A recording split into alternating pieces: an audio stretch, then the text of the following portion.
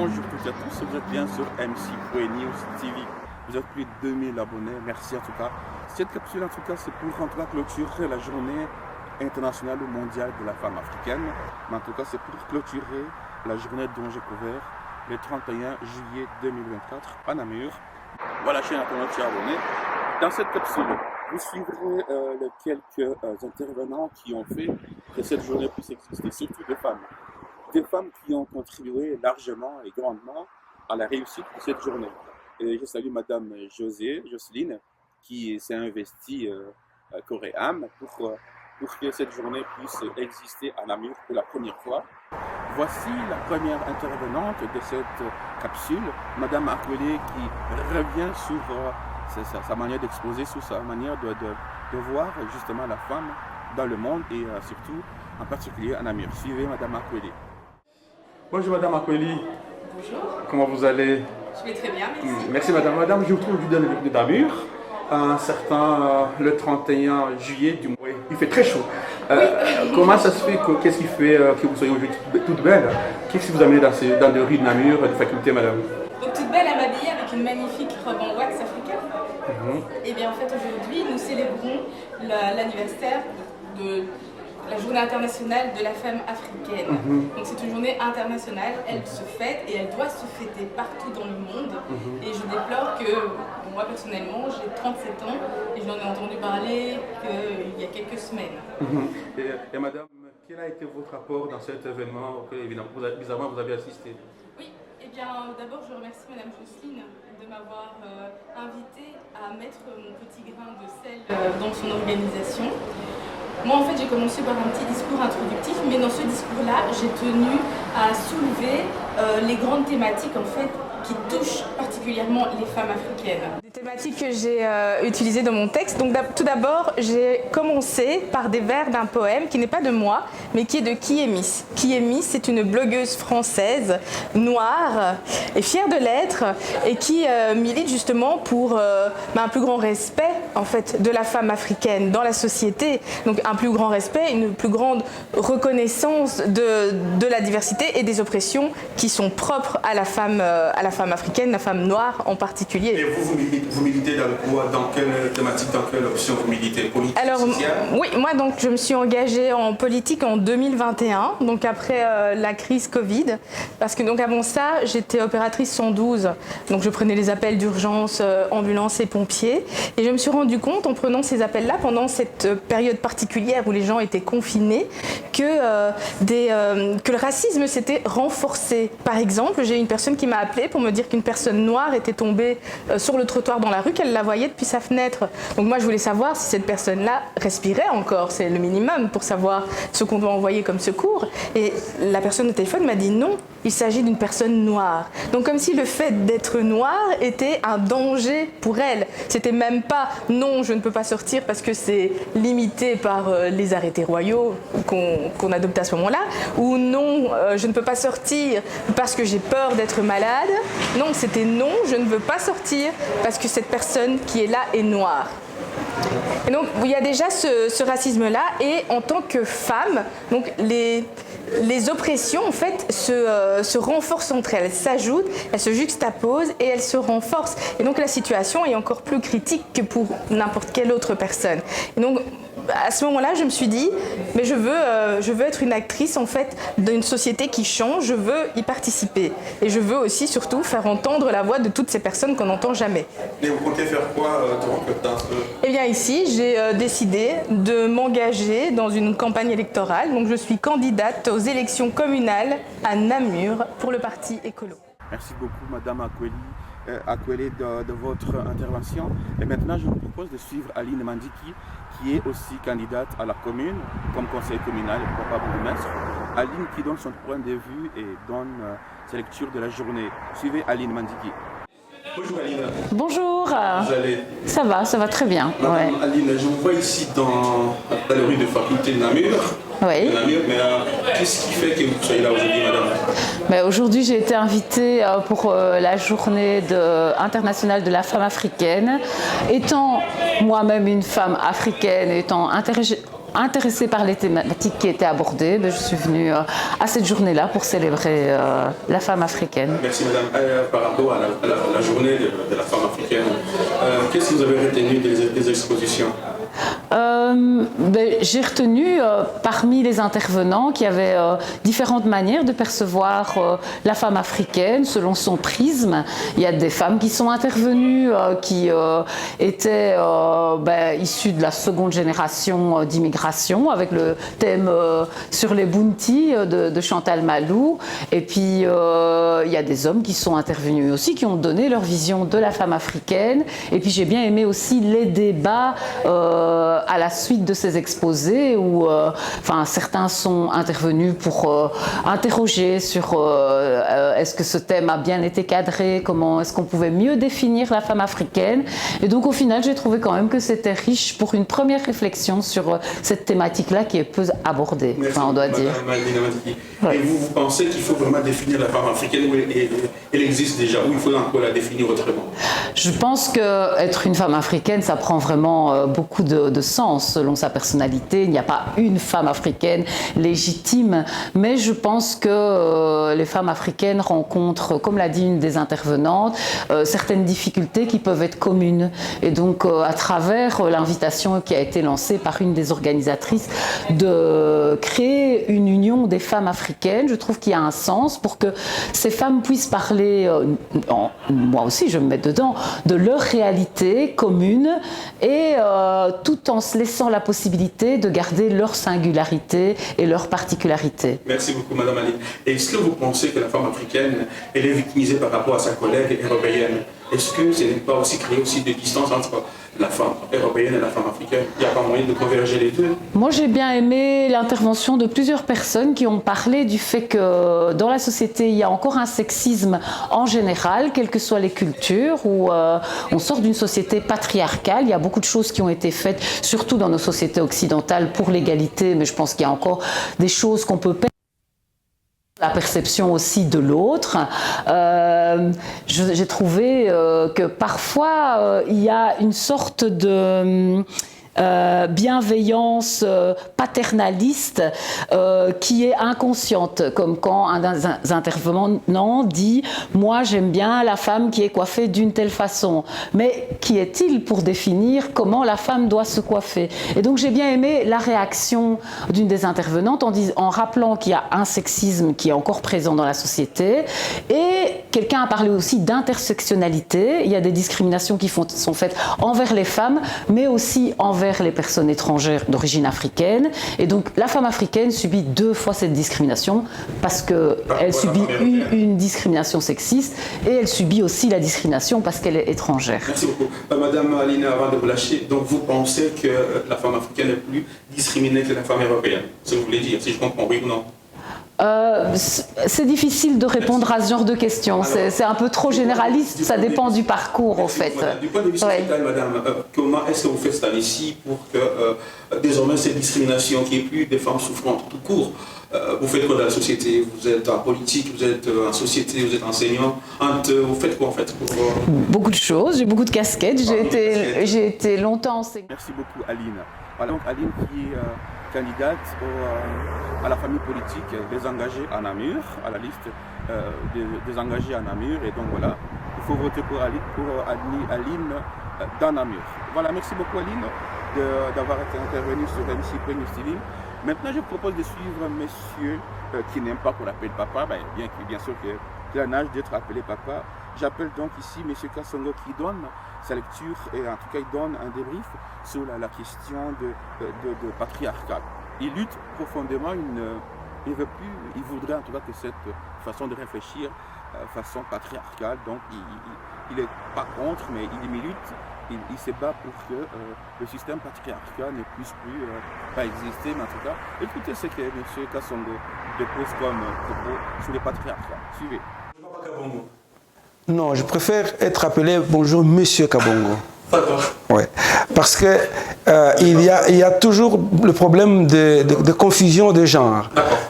Et c'est pour cela que dans nos pays, en tout cas africains, quand on confond le papa et le citoyen qui doit faire son travail, il y a confusion de genre. Donc je préfère me présenter comme monsieur simplement. Voilà. Bonjour monsieur Kabongo. Bonjour monsieur le journaliste, comment allez-vous? Je vais bien, merci, je vous remercie monsieur. Oui. Je me trouve ici dans les rues de Namur, en faculté précisément. Oui. Qu'est-ce qui a fait que vous soyez là aujourd'hui ce soir?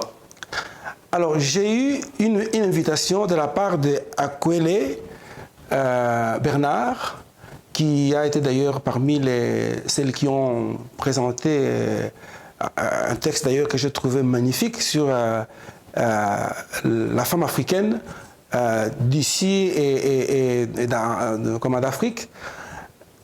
Donc c'est elle qui m'a invité, mais je le savais déjà depuis le mois de... quand il y a eu le mois de juin, parce qu'on en avait déjà parlé, qu'il y aurait une journée le 31 juillet, journée consacrée à la femme africaine. Voilà, c'est comme ça que je suis là. De cette thématique exposée aujourd'hui, qu'est-ce que vous avez retenu parmi le propos, si on peut en parler comme ça? Alors, il y a deux choses que j'ai retenues, deux choses, oui. La première chose, c'est que le jeune couple a exposé, surtout sur la question de l'éducation financière. Les communautés africaines, les personnes originaires d'Afrique ont ce problème-là. Le rapport à l'argent reste toujours un rapport difficile. Parce que dans le quotidien des enfants africains, on ne gère pas l'argent. Ce sont les adultes qui gèrent l'argent. On n'a pas l'argent des poches. Or ici, dans le pays où nous vivons, chaque enfant a l'argent des poches. Et on lui demande de le gérer. Et quand on apprend à gérer 10 euros, 100 euros, on peut gérer 1000 euros. Et si on n'a jamais touché à la gestion d'une petite somme, on ne peut pas gérer des grandes sommes. Donc c'est important que des jeunes couples qui arrivent ici ou qui se marient ici soient conscients de cette difficulté-là, parce que ça peut devenir réellement un problème de tension. Et de cela, vous proposez quoi comme proposition? Est-ce qu'il faut faire des thérapies? Est-ce qu'il faut rencontrer des personnes qui ont ce problème-là? Vous proposez quoi? Mais moi, je pense que c'est important d'avoir, d'ailleurs, je pense que la dame a parlé du coaching. Je pense que c'est important d'avoir, j'aime pas beaucoup le terme coaching parce que c'est connoté économie, l'économie capitaliste. J'aime plutôt avoir des personnes qui peuvent être des accompagnateurs, qui accompagnent. Dans nos cultures africaines, il y a toujours eu des gens chez qui on peut aller trouver conseil. Et je pense que c'est important que pour un jeune couple, ou pour des jeunes couples, qu'ils trouvent des lieux où ils peuvent avoir des personnes qui les aident à gérer cette question-là. Mais il existe aussi des associations qui s'occupent de ça. Donc il faut s'informer. Et je pense qu'il ne faut jamais rester tout seul avec cette question, la question de l'argent. Oui, et à part la question de l'argent, quoi autre vous avez pris par rapport à la femme? Alors, par rapport à la femme, on n'en a peut-être pas beaucoup parlé, mais j'insiste beaucoup sur le système patriarcal, qui est le système qui brime depuis des millénaires la femme. Pas seulement la femme africaine, mais en tout cas la femme comme telle. Donc le patriarcat, que ce soit ici ou ailleurs, reste un système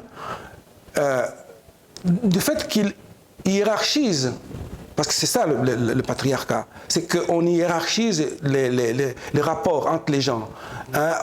L'homme sera supérieur par rapport à la femme, il sera supérieur même par rapport aux enfants, l'homme blanc sera supérieur par rapport à l'homme noir. Voilà, cette hiérarchisation-là, c'est cela que je pense doit être un des combats pour la femme et en particulier la femme africaine. Oui, merci. Monsieur Kabongo, pour ne pas vous prendre beaucoup de temps, parce qu'on aura aussi le temps pour vous aurez l'invitation de MC Peignoux TV, comment est-ce que justement vous, à votre personne, vous réagissez? Qu'est-ce que vous proposez de votre personne? Est-ce que vous êtes engagé en politique, en société? Vous êtes enseignant? Vous proposez quoi dans cette lignée-là pour intervenir justement dans ce sens-là? Alors d'abord, je suis retraité pour le moment, depuis 1 an déjà. Je suis à la retraite, mais j'ai eu dans mon parcours, dans ma carrière, à travailler avec des groupes. J'ai formé des adultes en éducation permanente. Et mon travail consistait à réfléchir sur la question de sens. Quel est le sens de la vie? Le sens de ce que nous faisons? Ça, c'est une chose. Je pense que... D'ailleurs, j'ai travaillé, je pense, dans les années 2000, j'avais un groupe d'hommes et de femmes africains à Bruxelles avec lesquels on a cheminé pendant 4 ans sur cette question-là de quel est le sens d'être africain ici et comment transmettre les valeurs africaines. Mais autre chose qui est plus intéressant pour moi, c'est ce que l'ambassadeur a souligné, c'est la pédagogie des intelligences multiples. Je suis impliqué là-dedans. Mes enfants sont dans une école, ont appris dans cette école-là, qui est unique, c'est une unique école ici, je pense en Wallonie, qui travaille sur une pédagogie qu'on appelle la pédagogie des intelligences multiples. Et donc, c'est une pédagogie qui prend en compte toutes les intelligences. Il y en a 8. Et donc, il n'y a pas des gens qui sont plus intelligents que d'autres. Nous avons des intelligences tellement différentes. Donc, chaque être humain développe un type d'intelligence et qui lui permet... D'abord, une intelligence, c'est la capacité de pouvoir résoudre les problèmes. Et donc, ces 8 intelligences aident justement à résoudre les problèmes. Merci en tout cas, Monsieur Kabongo, c'est la deuxième fois aussi que vous êtes au micro de MC Peignoux TV. La prochaine fois, ça sera en tout cas uniquement des questionnaires dressés contre vous ou pour vous. Voilà, je vous dis merci d'avoir répondu au micro de MC Peignoux TV. Avant de terminer, je vous invite à venir faire un reportage de mon groupe politique à Aiguezé. Donc vous êtes militant? Je suis élu dans ma commune d'Aiguezé. Oui. C'est devenu MC Peignoux TV sur rendez-vous. Voilà. Vous remercions. Merci beaucoup. Au revoir. Merci beaucoup, M. Kassongo, pour votre propos. Et cela n'engage que vous, M. Kassongo. Voilà, merci en tout cas, chers internautes, chers abonnés. Je vous recommande encore une fois de suivre aussi le propos de Mme Tessa, qui est aussi candidate à la ville et à la province à Namur, pas la province, mais en tout cas la ville de Namur, comme militant du parti écolo et qui donne son point de vue sur la question des métissages. Elle dit qu'elle-même, elle est métisse. Écoutez ce que Mme Tessa va nous dire dans cette capsule. Madame Tessa. Donc voilà, moi je m'appelle Tessa Mandinga, je suis en Belgique depuis 2006, ça veut dire que j'ai fait le plus beau de ma vie en Afrique. Alors je dis en Afrique en général parce que je suis une enfant métisse, de père congolais, de mère rwandaise. J'ai grandi avec ces 2 identités. Au début, je pensais que c'était une fierté et après j'ai bien compris que c'était plus un défaut, une tare, une blessure, parce que en fait j'ai toujours un peu dit que j'étais d'une nationalité douteuse parce que finalement ballottée des part et d'autre. Et il a fallu que j'arrive en Europe pour me rendre compte que non, je peux en faire une force en fait. Je peux en faire une force. Et aujourd'hui, je me définis vraiment comme une... je ne dis pas qui je suis, je dis mon père est congolais, maman rwandaise, en fait finalement on est où on veut. Je suis maman moi-même de 2 petits garçons qui sont métis mais qui se définissent comme africains mais ils ne disent pas quelle Afrique, donc ça je trouve ça génial. J'ai fait assistante sociale pendant quelques années avant de quitter la première ligne. 6 mois en disant tu devrais te présenter parce que tu as des choses à défendre. Je vais réfléchir parce que je ne me vois pas du tout. Je suis plus militante de terrain et je me voyais mal jouer les jeux politiques. Et encore maintenant, des fois, je lui dis encore, je ne suis pas sûre que j'ai ma place dans ces trucs. Mais voilà, parce que je trouve qu'il y a un gros décalage entre la vision que j'ai du monde, parce que voilà, moi j'ai grandi au Congo, j'ai été au Rwanda, j'ai vécu tous ces conflits, et quand j'arrive ici, je vois comment est-ce qu'on traite les sujets de manière très centrée, vraiment avec un périmètre très réduit. Et je me dis, non, ça ne correspond pas vraiment à ma vision, et des solutions qu'on devrait chercher, je ne les retrouve pas toujours. Mais je suis vraiment d'accord que si on a l'opportunité de prendre un micro et de dire ces vérités, il faut le saisir. Il ne faut pas se contenter de critiquer, il faut aussi essayer de... Peut-être que ça marchera, peut-être que ça ne marchera pas, mais on aura au moins essayé. Et donc c'est pour ça que je me suis retrouvée sous les... Je vais présenter quand même aussi une ASBL, parce que j'ai dit que je n'avais pas de projet, alors que je fais partie d'un projet. Ça s'appelle la Marche de la Vie. Et la Marche de la Vie, c'est un projet qui est né des personnes qui voulaient commémorer les victimes du génocide contre les Tutsis au Rwanda.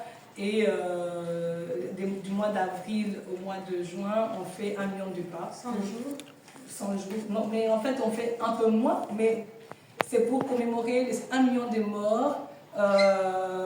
Bon, quelqu'un comme Eugénie, au lieu de faire 750 km, qu'elle a fait 1300 km, voilà. C'est 100 jours. Oui, voilà. Donc, on marche tout... Enfin, au départ, c'était avril-mai, et maintenant, ça s'est constitué en ASBL, ça existe, c'est reconnu. C'est une super opportunité de rencontre de toutes les cultures, parce qu'au départ, c'était une idée d'un homme, et puis aujourd'hui, on a fait des connaissances avec des gens de toute la Belgique, et des fois même qui viennent de Suisse et ils viennent marcher avec nous. Et en fait, on marche en commémorant les victimes, mais en fait, on se rend compte qu'on s'est fait énormément de bien en marchant. Et c'est thérapeutique, c'est convivial, voilà. Donc Marche de la Vie, ça existe. Et si vous voulez marcher un jour, vous pouvez marcher 5 km, 10, 20, des folles comme Eugénie peut marcher 40. Mais voilà, donc vous êtes les bienvenus, vous pouvez toujours... Parce qu'en fait, marcher seul, des fois, c'est compliqué, mais quand on est en groupe comme ça, on ne se rend pas compte de la difficulté, et on a une ambiance qui fait que quelque part on a une troisième mi-temps à chaque fin de marche. Voilà, merci beaucoup. Et le 31, il y a la journée sportive à Tabora, donc vous êtes tous bienvenus et on partagera les infos. 31 août. Merci beaucoup donc Tessa de ta lecture accordée, ta lecture aussi par rapport à la question de métissage. Merci. À ce propos, les enfants métissages, je pense que toute personne, les Congolais, les Rwandais, les Burundais, nous devrions peut-être examiner cette question de métissage. Comment est-ce qu'on traite le métissage? Est-ce qu'il faut être vraiment né d'un enfant européen ou américain pour être considéré comme métis? Est-ce que les enfants nés d'ici d'un couple rwandais, burundais, ougandais, ce sont des enfants métis ou pas? Merci. Cette question reste en l'air pour à traiter dans le futur sur MC News TV. Directement, cher internaute charbonné, je propose en tout cas ici le propos d'un citoyen belge, et burundais belge, M. Calvin, qui va donner son point de vue sur la thématique d'aujourd'hui, le 31 mars, et qui va peut-être aussi clôturer son point de vue, et il va parler de son activité depuis Louvain-la-Neuve. Salutations donc à son épouse qui lui accompagnait les jours de l'exposition en Amérique. Suivez Calvin. Je porte aussi notre casquette parce que je suis président d'une AFP qui s'appelle Jeunesse au Bourg. Comment? Jeunesse au Bourg. Au Bourg. Voilà. Et elle est basée, on va dire, ici en Belgique, mais elle est née à Louvain-la-Neuve. Elle est née en 2016. Alors, la vision, tout simplement, c'est de créer un espace de réflexion et d'action à destination de la jeunesse burundaise, en particulier de la diaspora burundaise en général. Et les thématiques qu'on touche, c'est la santé mentale et le bien-être, la culture et l'histoire, et aussi il y a tout, on mène tout cela tout autour des projets et des événements qu'on organise. Je veux parler du concret. Chaque année, par exemple, on organise le Burundi, qui est une journée pour la commémoration justement toujours au Burundi a reçu son indépendance, et ça aide aussi surtout la jeune génération à s'approprier, pas nécessairement l'indépendance, mais s'approprier sa culture et son histoire derrière. Et deuxième événement concret, chaque année on participe aux 20 km de Bruxelles et on fait des levées de fonds. Alors, les levées de fonds, on a déjà participé à la première édition, c'était en 2023. La levée de fonds qui a été faite était destinée à un projet de cantine scolaire au Burundi qui vise à aider les enfants qui habitent à la campagne pour qu'ils puissent avoir de quoi manger et ne pas avoir à rentrer à la maison. Cette année, on a justement soutenu le projet d'une ONG qui s'appelle World Outreach Initiatives, qui est basée à Bujumbura. Et dont l'un des objectifs principaux, c'était le suivi, notamment de tout ce qui est santé maternelle et infantile, et aussi le suivi des personnes qui sont atteintes de VIH. Parce que on a reçu un cri alarmant du fait que, à cause de la situation actuelle, des personnes par exemple qui sont atteintes de VIH ne reçoivent plus de médicaments, notamment. Situation actuelle. Oui, la situation actuelle, le fait que ceux qui ne connaissent pas la situation actuelle, c'est que on est arrivé à un niveau, par exemple, le carburant, il n'y a que le carburant, les prix ont monté, les prix ont flambé, donc tout ce qui est, je ne vais pas rentrer dans la politique comme on l'a dit, mais c'est la situation économique qui est vraiment désastreuse.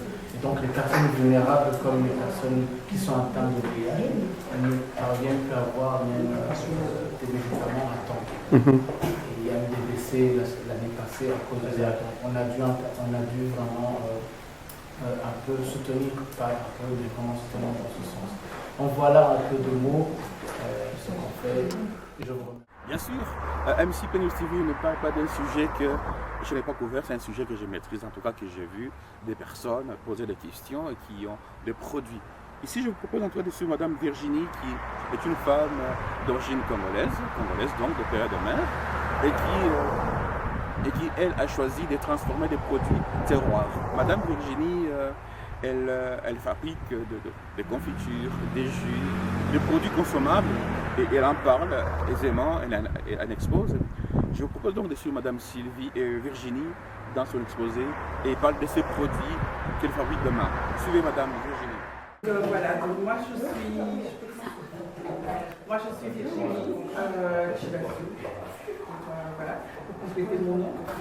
Donc je suis sur Bruxelles et on va dire que pendant toute ma vie, entre guillemets, j'ai 55 ans et on va dire que toute une partie, j'étais mère au foyer. Ils sont grands et alors à ce moment-là on se demande qu'est-ce que je peux bien faire. Et donc de là en fait est venu ce projet de faire des produits à base de gingembre. On va dire tout simplement que pour le moment effectivement je fais des marchés, je me suis lancée et ça suit son cours, mais qu'est-ce que je pourrais dire encore de tout ça? C'est que je dois encore, effectivement, puisqu'on est dans un pays où on nous demande quand même que l'étiquette soit comme ça, qu'il y ait plus de professionnalisme possible. Et je pense aussi que c'est bien pour nous-mêmes parce que ça nous permet aussi de pouvoir nous dire qu'un jour on peut toucher à l'international. Donc j'ai voulu travailler des produits de chez nous. Donc ça veut dire que mes confitures, effectivement, c'est à chaque fois des fruits africains. Ça va de la papaye à l'ananas, à la banane fifi. À la confiture de gingembre aussi, je fais des sirops, je fais des jus et je fais également des liqueurs. Donc je ne suis pas vraiment celle qui fait des liqueurs, on va dire que je travaille avec mon frère. Mais l'idée aussi c'était un peu de se dire que, on va dire que vraiment mon idée à moi, personnellement, c'est de conquérir l'Afrique. Parce que conquérir l'Europe, ça ne me dit pas grand-chose. Parce que bon, voilà, c'est comme ça, j'ai grandi entre les deux pays et j'ai toujours ce côté où mon pays m'appelle, mais pas seulement mon pays, mais les autres pays aussi autour. Et donc c'est un peu de faire un produit que je sais que si je vais en Afrique, je peux le reproduire sans problème. Et donc voilà, c'est un peu l'idée de mon produit. Et la deuxième des choses qui me tient à cœur, c'est un peu d'arriver à faire du commerce autrement que ce qui est proposé aujourd'hui. Parce que je trouve que aujourd'hui, on est dans des systèmes financiers qui ne font rien d'autre que nous appauvrir, ou nous isoler, ou nous rendre, on va dire, égoïstes. Et donc c'était vraiment d'arriver à créer un projet qui, demain, si je trouve d'autres personnes, et particulièrement des femmes, pourquoi pas des hommes, il n'y a pas de souci avec ça non plus, mais on va dire que c'est vraiment de dire que chez nous, on a des fruits. Dans certains pays, nos fruits pourrissent, on n'en fait rien, et c'est vraiment d'arriver à créer, à la limite, une industrie qui permettrait que chacun s'y retrouve, aussi bien ceux qui sont là-bas que ceux qui sont ici, dans le sens de l'identité. Voilà, de pouvoir se dire, ah, Ginger Rose, parce que c'est Ginger Rose la marque. Voilà, j'ai été, je sais pas moi, au Burkina Faso et j'ai mangé du ginger rose. J'ai été au Burundi et j'ai mangé du ginger rose. Et ça, ce serait vraiment alors gagner à ce moment-là pour moi. Et vous en produisez combien par semaine? Votre capacité de production? Pour le moment, elle est petite, hein, parce que je suis toute seule, entre guillemets. Je suis toute seule. Une fourchette? Je peux pas dire. Honnêtement, je vais être honnête, hein, parce qu'en fait, on va dire que c'est un projet qui est vraiment... C'était un hobby. C'était pas vraiment quelque chose que je pensais faire grandir à ce point-là. Donc au départ, c'était un hobby. Et ici, en fait, on va dire qu'il faut toute une infrastructure, en fait. Ça veut dire qu'il faut des lieux de production. Lieu de production égale un lieu où l'AFSCA serait d'accord que vous préparez là. Et tout ça, ça demande effectivement un bagage de départ. Certaines personnes se lancent dans l'entrepreneuriat, beaucoup se lancent dans l'entrepreneuriat, mais en ayant déjà un travail de départ. Donc, ils s'autofinancent, ce qui n'est pas mon cas. Parce que moi, j'étais une femme au foyer, qu'on avait choisi en fait d'avoir une grande famille, qu'on avait choisi la manière dont on voulait mener notre famille, et que là, entre guillemets, j'ai encore des universitaires qui demandent encore beaucoup de charges. Et donc, c'est créer quelque chose tout en sachant qu'un fonds de commerce comme tel, je n'en ai pas eu. Donc, je m'autofinance petit à petit, mais voilà, on va dire que c'est un peu ça. Merci beaucoup, madame. La fourchette de prix de mes produits va on va dire, de 25 € la bouteille d'alcool à la plus petite des confitures, c'est vraiment les petits pots à 40 grammes. Là, c'est 3 €, mais sinon, généralement, les confitures, ça varie entre 6 € et 11 €. Et les jus varient Mais il faut dire aussi que l'idée, c'était de faire des sirops pour la simple raison que les sirops se tiennent longtemps. Et de se dire aussi qu'en Afrique, on n'a pas toujours le frigo, le machin, le dada, et donc de profiter quelque chose qui peut durer un petit bout de temps grâce au sucre. Et donc voilà, donc on va dire... D'où le fait d'avoir plutôt été vers des sirops que beaucoup plus de jus. Vous savez tous que, voilà, on sait tous que les guerres civiles, les guerres entre citoyens, surtout ces dernières guerres de ces derniers temps, créent beaucoup de heurts, beaucoup de problèmes dans nos sociétés et donc beaucoup de traumatismes. Cette dame que je vais vous proposer ici, son intervention, il parle de son rôle dans la société, surtout de la manière dont il se comporte avec les citoyens du reste du monde, ici en particulier pour les personnes qui ont vécu des génocides, des guerres, des blessures de guerre. Elle propose son accompagnement pour ces personnes-là, des personnes qui ont subi de toute violence d'abord, mais surtout violence de guerre. Suivez sa proposition et sa lecture. Voilà, bonsoir, je suis à toutes. Moi, c'est Annie Komotoni, je suis d'origine rwandaise, maman de 3 enfants, je suis psy, ethnologue et psychothérapeute. Et je travaille depuis des années ici à Namur. J'accompagne principalement les personnes venant d'ailleurs. Et depuis 1 an et demi, bientôt 2 ans, l'idée m'est venue en me disant qu'est-ce que je pourrais faire à ma petite échelle pour la communauté, pour des personnes d'ici et d'ailleurs, mais surtout venant de cultures différentes, dans nos pays et surtout les pays post-conflit. Et donc, chemin faisant, est née l'association nationale et internationale qui s'appelle Humura Iyubake. Et donc, Humura, dans notre langue, c'est ne vous inquiétez pas. Iyubake, c'est dans le verbe construire, donc se reconstruire. Et donc, c'est vraiment aller aider les personnes qui ont traversé des moments difficiles dans leur vécu, et nos pays, surtout le Rwanda, d'où je viens. Il y a 30 ans, il y a eu un génocide et il n'y a pas que le Rwanda qui a eu des problèmes de guerre ou ce conflit, mais on se rend compte qu'il y a un traumatisme qu'on appelle le traumatisme transgénérationnel et que nos jeunes, même qui n'ont pas vécu les violences, portent nos enfants, en étant moi-même maman, comme je l'ai dit tantôt. Nos enfants portent, la jeunesse porte, et l'Afrique de demain, c'est la jeunesse. À partir du moment où on n'arrive pas à les aider à ce qu'on disait tantôt, la crise identitaire ou autre, si on ne sait pas d'où on vient, ce qui s'est passé, c'est difficile d'avancer. Et donc ici, les projets, c'est vraiment aider les jeunes, surtout j'adore les jeunes et les personnes beaucoup plus âgées, mais je reçois aussi des clients, qu'on puisse les aider à avancer, à mettre un pied devant l'autre. Et le projet Rumola s'ouvre ici à Namur, en Belgique, à tout venant. Et donc on travaille beaucoup avec des formations de prestataires de soins pour aider au mieux, enlever la stigmatisation, la recherche, et faire des groupes de parole, faire des groupes de travail, faire des soirées comme on a fait ici d'échanges de vécu et de récits pour essayer d'améliorer ensemble. Nous sommes presque à la fin de cette intervention, mais je ne voudrais pas finir cette chronique en tout cas sans parler de Madame Aline. Madame Aline qui est une amirroise de première heure et qui nous parle en tout cas de son association Moana Soleil qui accompagne des jeunes comme des personnes âgées et des personnes de bonne volonté qui voudraient en tout cas être accompagnées par l'ASBL Moana Soleil. Moana Soleil, qui peut en parler mieux qu'à part Madame Aline. Madame Aline, écoutez Madame Aline. Bonjour, donc je suis Aline Marié, donc je suis avant tout une femme d'origine africaine, une femme belge, vu que je suis métissée.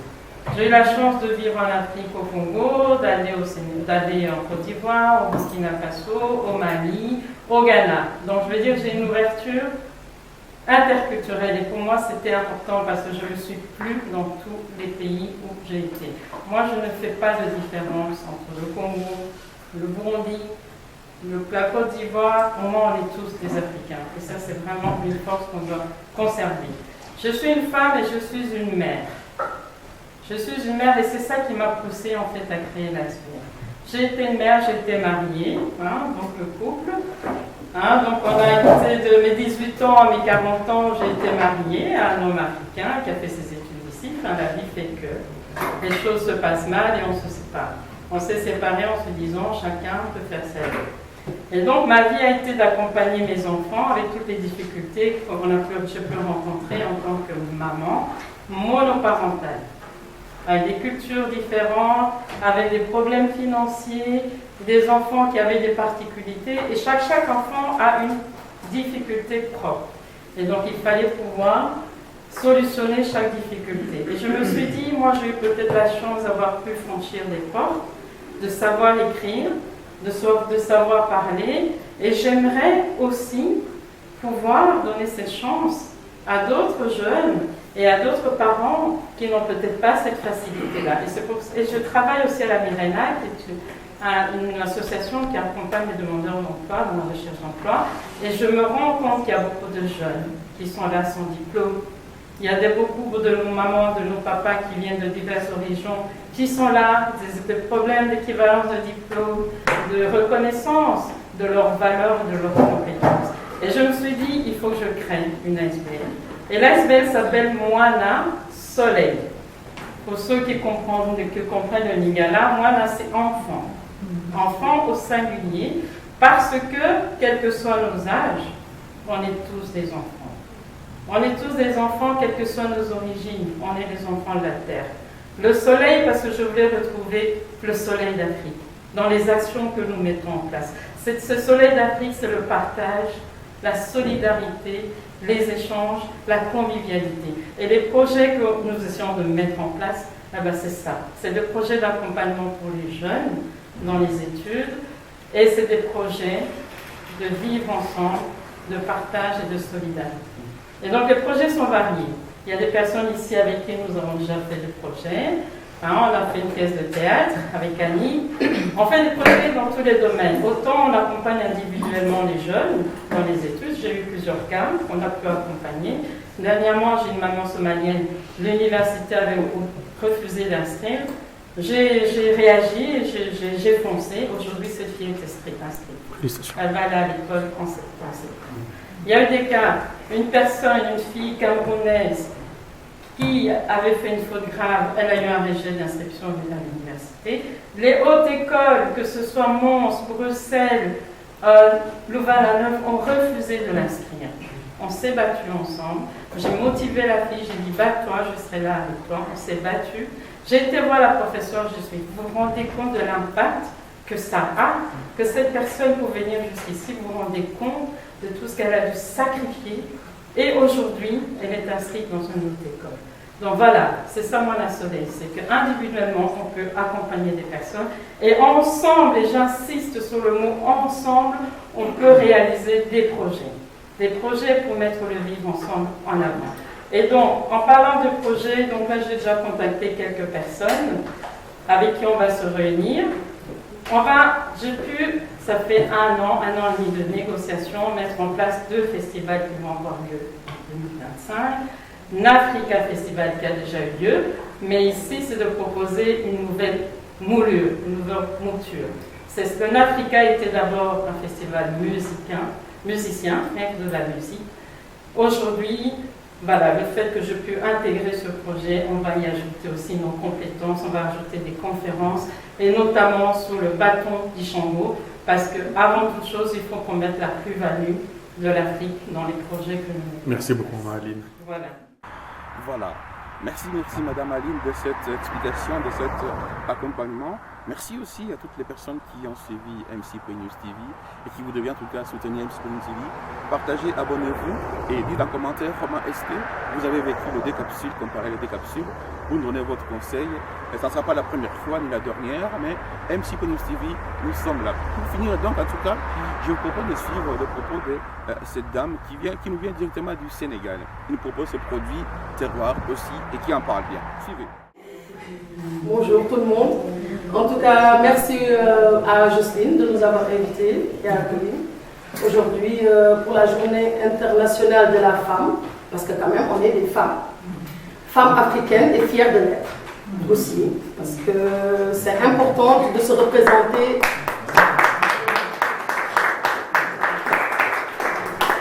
C'est important de se représenter en tant que femme déjà, en tant que mère, en tant que motivatrice, on va dire, en tant que moi-même, on va dire. Depuis des années, on habite ici à Namur. On a une association ici au niveau de Namur qui s'appelle Diapo Namur. Moi, personnellement, j'ai créé Aux Sources, avec la belle fille ici, que vous voyez, avec mes enfants, parce que j'ai 3 enfants, je suis mère de 3 enfants. On a créé Aux Sources. Pourquoi Aux Sources? Aux Sources, ça nous ramène à notre enfance, à notre identité qu'on parlait, à nos grands-pères, à nos grands-parents, à nos vécus, à nos produits qu'on mangeait quand on était petite, c'est nos rappels, j'appelle plus ça rappel de valeur. Et rappel d'identité qu'on n'oublie pas, parce qu'on se retourne, on va en jus de gingembre, on va en jus de bissap. Ça n'a pas que au Sénégal, il y en a partout. Et on oublie qu'au lieu d'aller à la pharmacie, de s'acheter un paracétamol, il y a nos produits qui sont là, naturels, et qui peuvent soigner les mêmes maux, et qu'on oublie, et qui ne coûtent rien du tout.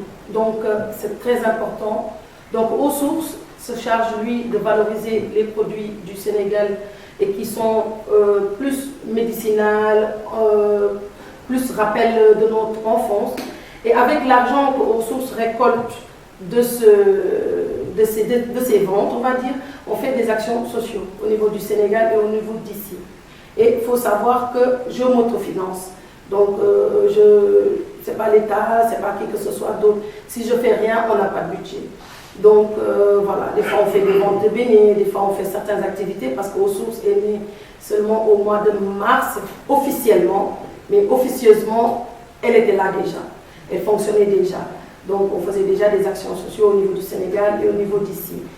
Et en tout cas, et ça ramène un peu, je suis contente un peu parce que ça ramène un peu à ce qu'on disait, la reconnaissance de nos enfants par rapport à cela, à nos activités. Quand on fait une activité et qu'on amène son enfant dans les activités, c'est une source de motivateur, et le fait que nos enfants voient en nous comment on appelle ça, une fierté. Et le fait de se dire, moi quand j'entends ma fille qui me dit je veux faire mes projets d'ici quelques années au Sénégal, je suis fière. Ça veut dire que le peu de boulot que j'ai fait avance. Et on n'est pas seul. Ici à Namur, il y a Séné Namur, c'est un groupement de femmes que j'ai créé à Namur avec des Sénégalaises. Aussi, on fait des activités aussi pour cette cohésion sociale. Et aussi, un petit truc, avant de se dire on va faire quelque chose au Sénégal, au Cameroun, au Togo ou n'importe où, moi je pense que nous, Africaines déjà, ici, en Europe, à Namur, vu qu'on est à Namur, qu'on s'entraide nous, qu'on reste en unité, qu'on ne se dit pas que celui-là c'est un Camerounais, celui-là c'est un Sénégalais, on ne fait pas de cohésion. Il faut qu'on puisse faire des choses ensemble, évoluons ensemble, faire des activités ensemble. Nos enfants, à travers ces activités-là, pourront voir plus loin, au-delà de nos pensées. Merci beaucoup. Tout à l'heure, pendant la conférence, il y a une question qui a été posée par un monsieur burundais qui travaille à l'Union européenne, qui demandait qu'est-ce que les femmes font, surtout ici en Namur, pour pouvoir motiver l'action. Et je pense que la réponse se trouvait dans le public, parce qu'il y avait beaucoup de présentations. On pense vraiment qu'il y a des initiatives de femmes qui sont vraiment poussées, qui sont vraiment portées de développement, et on ne peut que vous encourager. On ne va pas se limiter uniquement à la présentation des femmes comme motrices ou porteurs de projets. On va aussi prendre des personnes qui ont des intentions de projet, parce qu'on a aussi envie de pouvoir accompagner les futurs porteurs de projets dans cette dynamique. Donc s'il y a une personne qui a des intentions de projet, sinon on continue les 5 présentations. Chantal Malou.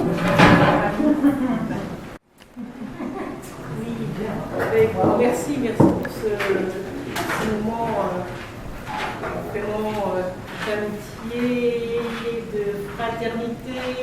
Vraiment, je suis vraiment très touchée par cette réunion. Et j'ai souvent raconté cette histoire. En fait, quand j'étais à l'école, on m'a parlé d'une histoire d'une banque qui a vu le jour. Suite à des femmes qui se sont réunies, ils ont fait un système de cotisation, et c'est à travers ça, quand un monsieur est arrivé, il a vu ses cotisations, il s'est dit on va créer quelque chose de plus grand, et il a créé une banque. Et cette banque-là, vous connaissez très bien, maintenant elle a fusionné avec X-Bank, on ne citera pas le nom. Et j'étais étonnée de ce que les femmes peuvent faire. Et on va même un peu plus loin, je crois que c'est des programmes des femmes socialistes, je pense, je m'abuse, pour que l'évolution de l'éducation des enfants, même la violence faite aux enfants, il a fallu des mouvements des femmes, il a fallu que les femmes se lèvent, pour qu'il y ait un changement des chiffres. Et donc c'est essentiel que les femmes se lèvent pour le changement des chiffres, parce que c'est leur temps et c'est leur moment. Et moi, mon programme, ça s'appelle Women Action for Change, parce que je mets l'action sur les actions. Et donc dans ce programme-là, on parle vraiment de créer parce qu'on est dans l'ère digitale, de permettre à des programmes comme le vôtre de pouvoir avoir un site internet modéré. Un prix modéré, je travaille avec une société anglaise, une femme guinéenne qui a dit moi je vais investir dans les femmes parce que j'ai compris que lorsque je me suis retrouvée femme au foyer, personne ne voulait ma candidature. Elle a dit je vais créer quelque chose en moi. Mais j'aime bien cette dynamique-là des femmes de l'Est. De Guinée, etc., qui disent que si on ne peut pas me le donner, je l'écris moi-même. Je pense que c'est ma façon de voir aussi. Si on ne peut pas me donner, tu peux l'arracher toi-même, entre guillemets. Soyez bien clair. Donc voilà, donc Women Action, c'est vraiment l'action des femmes, concrètement. Et parce que sachez qu'en Asie, même tout ce qui est l'écriture se vend dans le digital. Donc là, on n'est encore rien, on n'est encore nulle part. Donc tout ce qui est forme, c'est bon à travers le digital. Donc, vous voyez, ils font un Facebook Live pour vendre des tomates ou des concombres. Donc, vraiment, le programme, comme tu as cité, comme madame a cité, si on n'est pas dans le digital, parce que maintenant, c'est non monnaie maintenant. Donc, avec ce programme, vous pouvez payer par PayPal et payer par ticket. C'est avec une somme mobile, ça, j'ai quand même négocié parce que j'aime bien pour ça. Mais enfin, MC Point News TV, nous sommes à la fin. Clairement, de cette capsule, vous finirez par écouter la liste des candidats qui étaient présents et qui ont voulu accepter nos acclamations, qui ont contribué donc, comme je le disais, à la réussite de cette soirée. Merci donc à eux, Madame Akweli, Madame Tessa, Madame Aline, et Monsieur Kassongo et d'autres candidats qui étaient présents lors de la clôture de la journée mondiale des femmes africaines. Merci, chers internautes, chers abonnés, merci de me dire en commentaire comment est-ce que vous avez suivi le capsule. À très bientôt. Bye. Je voulais vous remercier vraiment pour les femmes, les hommes, vous nous accompagnez, s'il vous plaît. Vous n'avez pas besoin d'une journée de l'homme, parce que vous avez toutes les journées de l'année. Vous savez, on a 300. Les autres, c'est pour vous. Voilà. Ici, je voulais juste vous présenter deux filles, deux femmes. Ils ont été filles un jour, Tessa et... Oui. S'il vous plaît, levez-vous, comme vous voyez.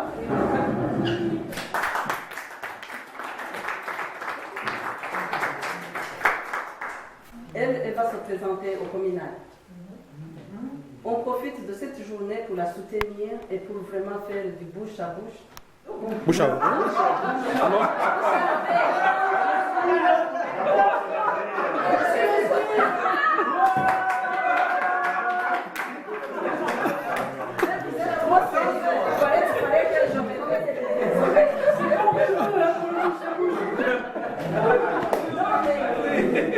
Vous n'avez pas rigolé, moi je parle. De bouche à bouche. Pas de bouche à bouche? Non. De bouche à l'oreille. Ah. C'était vraiment un petit moment. Vous tous, vous aimez bien ça, je sais. Bon, enfin, c'est pour elle et pour Tessa. Tessa, elle est au... Ah, aux deux. Enfin, elle est aux deux, elle est là-bas. Elles sont vertes. Mais je vais préciser aussi, même s'il ne veut pas que je le dise, mais Poncien aussi est à la province. À vous, quand même. Il y a un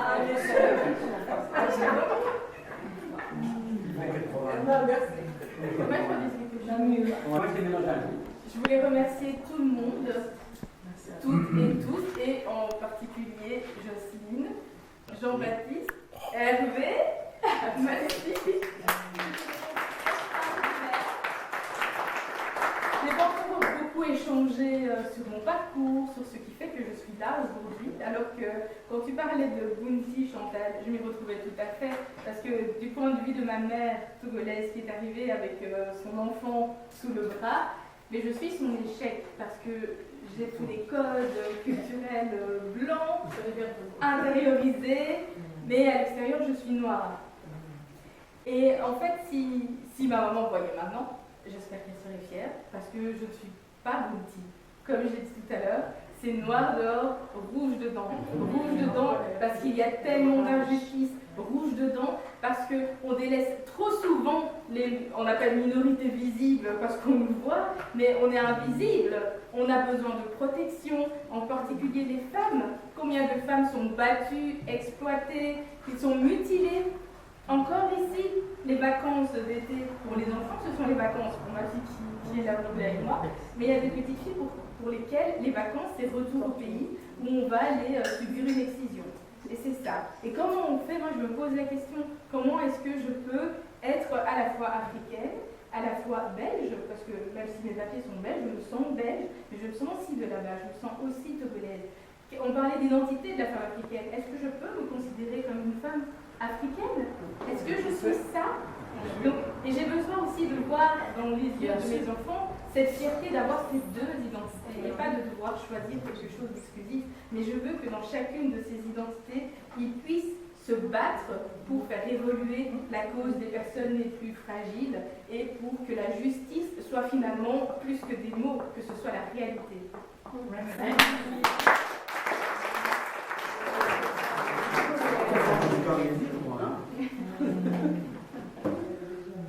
Si je devais dire quelque chose, je pense que je vais rappeler s'il faut se battre contre des monstres, le premier monstre, c'est le patriarcat.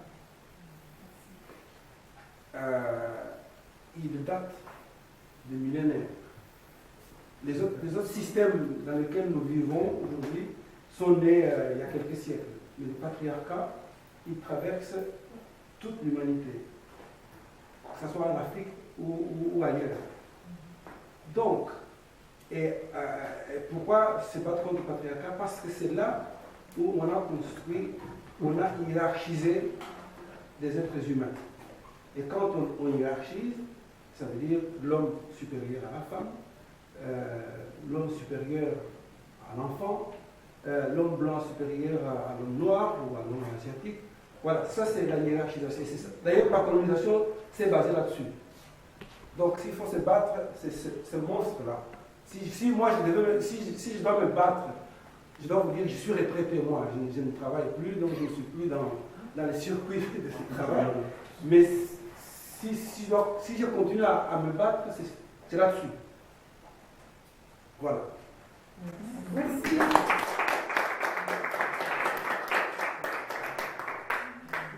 C'est à mon tour. Donc moi, j'avais déjà dit mon nom, hein, c'est ça.